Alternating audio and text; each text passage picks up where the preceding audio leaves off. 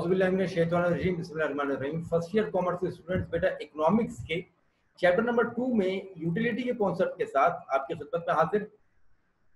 बेटा जिस वक्त इंट्रोडक्शन हमने इकोनॉमिक्स का लिया और तुमने वो लेक्चर्स लिए होंगे, वहां पे मैं तुम लोगों को पहले ही बता चुका हूं कि हम लोग चैप्टर नंबर 2 में पढ़ेंगे कंज्यूमर बिहेवियर की यूटिलिटी अप्रोच।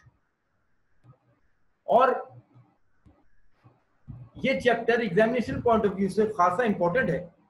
इसमें हम पढ़ने के लिए जाएंगे concept of utility, types of utility, और इसके बाद फिर मैं एक लॉ पढ़ाऊंगा, law of diminishing marginal utility, जिसमें मैं ये भी बता चुका था तुम लोगों को ओरिएंटेशन सेशन के लेक्चर में कि ऑलमोस्ट ऑल्टरनेट ईयर के अंदर पूरा 10 नंबर का सवाल सेक्शन सी का इससे बन जाता है।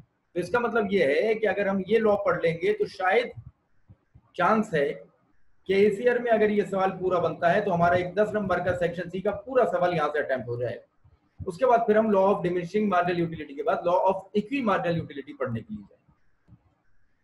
बेटा आज के लेक्चर में यूटिलिटी एंड इट्स स्टेट्स की मैं बात अभी नहीं करूंगा, सिर्फ यूटिलिटी की बात। बेटा इससे पहले कि इस कॉन्सेप्ट को लेने के लिए जाएं, आइए जरा सा कुछ सवाल लेते हैं।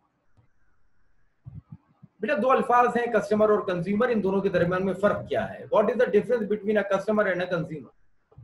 Customer is buyer of the product, consumer is user of the product. तुम कोई चीज परचेज करते हो तो तुम कस्टमर हो, परचेज तुमने की है, इस्तेमाल मैं कर रहा हूं तो मैं कंज्यूमर हूं। तो इस फर्क को पहले बात से समझ लो कि कस्टमर और कंज्यूमर दोनों एक चीज नहीं है, एक आदमी नहीं है, एक शख्स नहीं। चीज इस्तेमाल करता है कंज्यूमर, तो सवाल ये पैदा होता है कि कोई भी कंज्यूमर किसी भी प्रोडक्ट को इस्तेमाल क्यों करता? By consumer consumes a product. भाई सीधी बात यह है कि कोई भी प्रोडक्ट इस्तेमाल करने से उस कंज्यूमर की कोई नीड या कोई वांट सेटिस्फाई हो। मुझे प्यास लग रही है तो मैं पानी पीऊंगा, क्योंकि पानी पीने से मेरी प्यास बुझ जाएगी, मैं सेटिस्फाई हो जाऊंगा। तो कंज्यूमर इस्तेमाल इसलिए करता है किसी भी प्रोडक्ट को तो उसको इस्तेमाल करने से उसकी नीड सेटिस्फाई हो जाती है।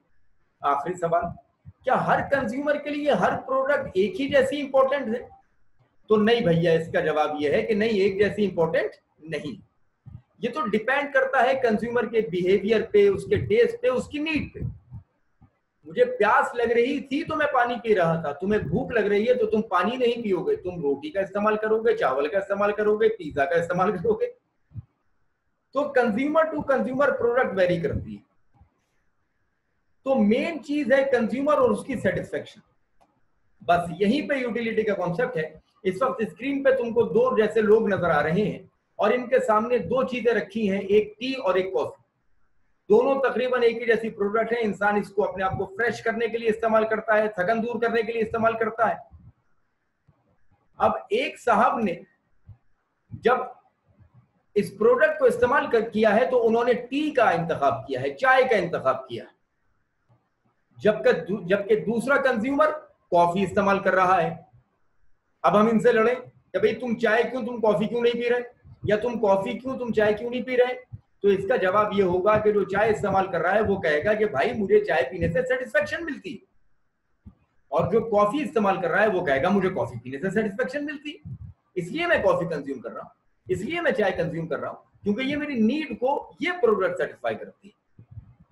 तो बेटा एक चीज है सेटिस्फेक्शन, प्रोडक्ट आपको सेटिस्फाई करेगी तो आप इस्तेमाल करते हैं, एंड दैट्स ऑल। किसी भी प्रोडक्ट की ये ताकत कि वो कंज्यूमर की नीड को सेटिस्फाई कर दे, पूरा कर दे, उसको इकोनॉमिक्स में यूटिलिटी कहा जाता है। The power of a product to satisfy human wants is called utility. तो बेटा ये है यूटिलिटी का कॉन्सेप्ट, ये है इसकी बुनियादी डेफिनेशन। इंशाल्लाह नेक्स्ट लेक्चर के अंदर मैं आपको बताऊंगा डिफरेंट स्टेट्स ऑफ यूटिलिटी, कि किस तरीके से कंज्यूमर बिहेव करता है किसी प्रोडक्ट को मुस्तकिल इस्तेमाल करने पे, और फिर इसके बाद हम चलेंगे उसी लॉ की तरफ जो है law of diminishing marginal utility. तो बेटा आज हमने यूटिलिटी का कॉन्सेप्ट लिया है, इसको जरा अपने ध्यान में रखिएगा। इंशाल्लाह नेक्स्ट लेक्चर में मुलाकात होगी। अस्सलाम वालेकुम व रहमतुल्लाह।